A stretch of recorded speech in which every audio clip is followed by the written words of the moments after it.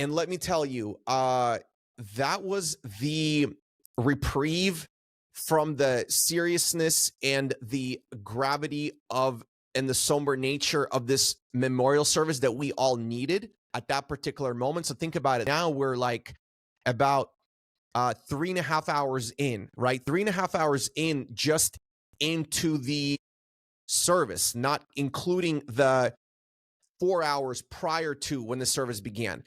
And Donald Trump Jr. came out and he was very funny, and he kind of, brought much needed levity and much needed levity to the stadium.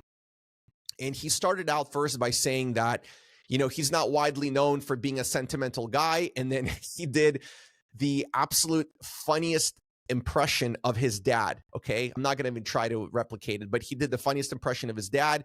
The crowd laughed. That was exactly what we needed after hearing so many serious speeches.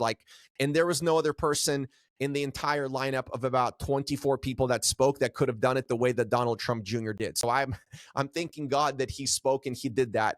And him and Charlie were very close. In fact, I believe, if I'm not mistaken, Charlie Kirk, at his early beginnings of Turning Point, Charlie Kirk was first the social media manager of Donald Trump Jr., and that's how I believe Donald Trump Jr. later on introduced him to Donald Trump.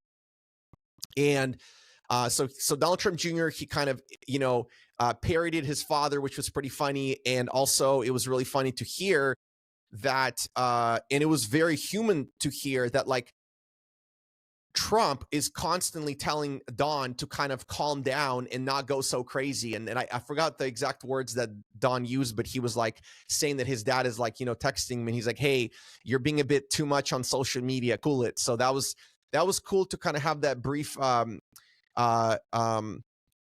moment of levity. Okay. That was really good.